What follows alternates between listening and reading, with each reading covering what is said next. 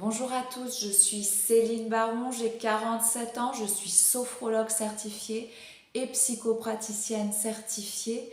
Je suis installée sur Vichy depuis 4 ans. Auparavant, j'étais installée sur la région parisienne et je suis à mon compte dans les techniques de communication relationnelle depuis 1999. Aujourd'hui, j'aimerais vous parler d'un phénomène qui se produit souvent lorsqu'on débute pour la première fois un coaching et c'est le phénomène de résistance. Alors qu'est-ce que la résistance au changement? Eh bien, à un moment donné, on va évoluer très vite. Parce que quand vous évoluez dans la vie de tous les jours et sur ces dernières années, c'est sur du long terme, donc vous ne percevez pas le changement avec la même rapidité, de la même manière, c'est beaucoup plus facile à assimiler. Et là, dans un coaching, par exemple, ça va être très rapide, hein, surtout si on n'a jamais fait, par exemple, de développement personnel auparavant, si on n'a jamais ouvert un livre de psychologie ou quoi, ça peut aller très très vite quand on comprend les concepts, hein. Donc, il va y avoir une résistance qui va se mettre en place. Et cette résistance, elle est vraiment pas bonne parce que bien entendu, elle va venir mettre en péril les séances et le but de nos séances, l'objectif de nos séances qui est le changement. Hein, vous venez pour changer un schéma comportemental, etc. etc. Et bien entendu, si vous êtes résistant, le travail il est plus difficile, hein, pour le coach ou bien même pour le sophrologue, puisqu'en sophrologie aussi, on va avoir parfois des gens qui sont résistants, hein, qui ont très envie de le faire, mais qui sont quand même résistants. Alors pourquoi? Alors déjà, comment ça se traduit? Eh bien, par exemple, la personne va dire, ce que vous proposez, c'est super, mais ça ne peut pas s'appliquer à moi. Ah bon, mais pourtant vous êtes un être humain, même si on est tous différents et qu'on est tous uniques. Vous êtes comme moi, vous avez deux bras, deux jambes, une tête. Enfin bon, et puis normalement, vous devriez pouvoir, si ça fonctionne pour les autres correctement, ça devrait fonctionner pour vous. Ah oui, mais moi, non, c'est pas possible. Bon, ça, c'est un exemple de résistance. Bon, on va tout de suite dire qu'on ne veut pas y aller. Comme ça, c'est plus simple. On va tout de suite dire non. Deuxième exemple, il y a des gens des fois qui ont très très envie de s'inscrire au coaching. Alors, ils disent oui, je vous ai vu, j'ai vu votre vidéo, j'ai lu votre blog, j'ai vu un article, etc., etc. Je veux vraiment le faire avec vous, vous pouvez m'aider. Et puis souvent, quand il y a beaucoup d'enthousiasme, comme ça retombe vite aussi. Surtout que moi, je travaille de façon assez cadrée. Il faut faire les exercices, sinon ça va pas, on ne peut pas avancer, hein. Il y a des étapes, donc il faut faire l'exercice. Et alors là, le premier écueil, ça va être ça va être, ouais, mais moi, j'ai pas fait cet exercice parce qu'il était trop facile pour moi. Donc voilà, on va déjà être, être dans un cas de résistance. Ou bien alors la simple entente symbolique.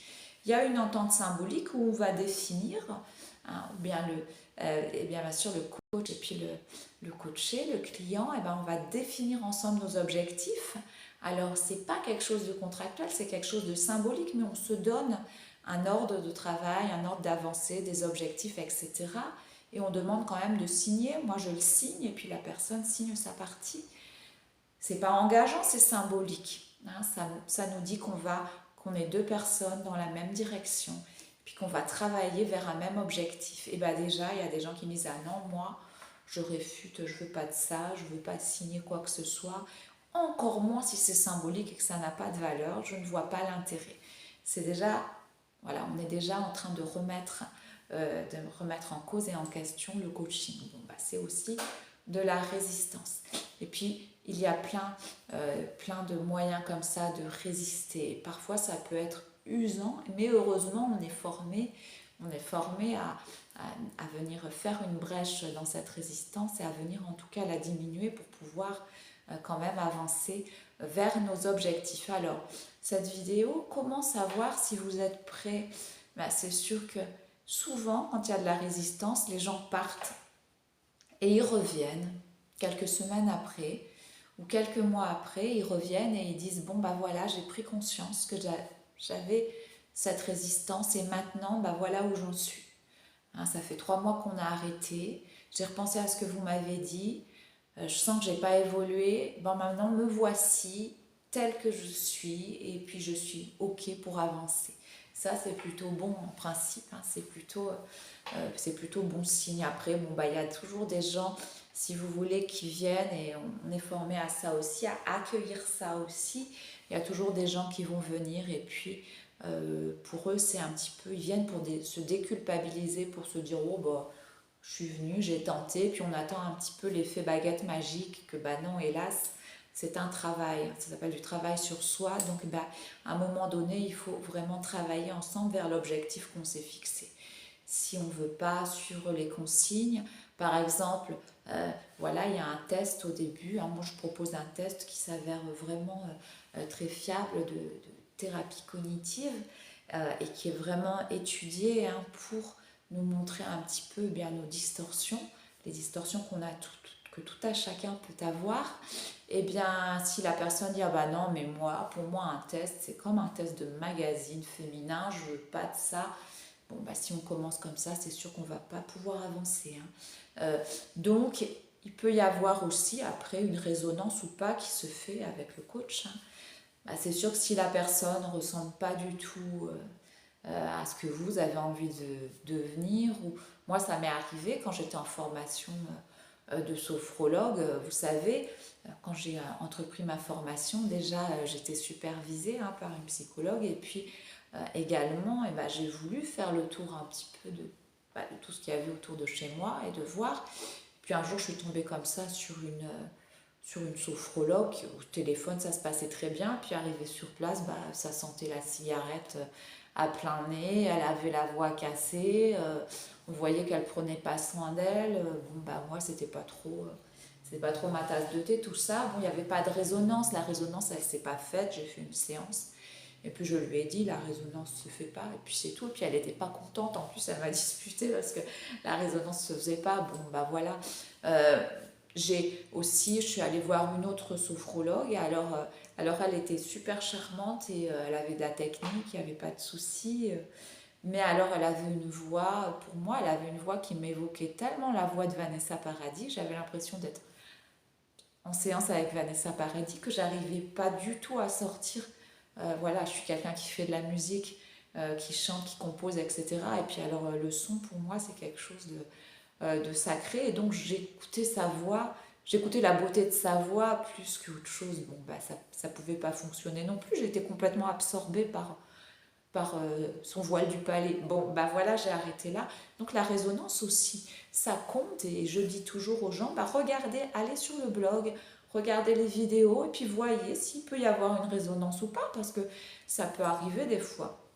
Puis il y a des gens qui aiment être avec un homme plus ou être avec une femme, voilà, qui aiment être avec des gens de leur âge ou des gens plus vieux ou des gens plus jeunes, etc. etc. Donc après, il peut y avoir des facteurs. Alors par exemple, dire, voilà, ça peut arriver, hein, dire, eh ben, la sophrologue, elle fait comme moi je fais, je fais pas que de la sophrologie, je fais de la psychopratique, je suis professeure depuis 11 ans de technique NADO. Je fais depuis peu également de l'art-thérapie puisque j'ai passé une certification aussi. Alors je ne suis pas art-thérapeute mais je me sers de l'art-thérapie dans ma pratique. Bon, et bien il y a des gens qui vont dire, ben, moi je veux quelqu'un qui soit juste coach ou juste sophrologue. Je ne veux pas quelqu'un qui ait plusieurs casquettes. Pour moi, quand on a plusieurs casquettes, on s'éparpille. Ça peut être aussi une forme ça peut être une conviction profonde, comme ça peut être aussi une forme de résistance. Alors quand on résiste, pourquoi est-ce qu'on résiste? Bah, tout simplement, on se connaît avec ce qui nous pose problème et on est quelque part dans une zone de confort. Et même si on est dans un équilibre précaire, et ben on le connaît cet équilibre précaire. Et alors évoluer, ben, ça peut faire peur. Ça peut créer un sentiment d'inconfort, le fait d'évoluer et de quitter ce qu'on connaissait, même si c'était dysfonctionnel, et d'aller vers quelque chose de plus positif qui pour l'instant n'est pas encore nous, qui pour l'instant a encore besoin de se mettre en place. Il faut encore comme ça mettre de l'huile entre guillemets hein, dans la mécanique et ça peut créer une situation d'inconfort qui peut hélas chez certaines personnes devenir insurmontable. Et alors là ils vont se chercher après d'autres excuses ou alors ça va être des fois complètement inconscient, on va rater plusieurs fois son rendez-vous. Hein, puis alors ça peut s'arrêter là Ou bien la personne va prendre conscience, elle va dire là il y a un problème, je vais mettre une alarme.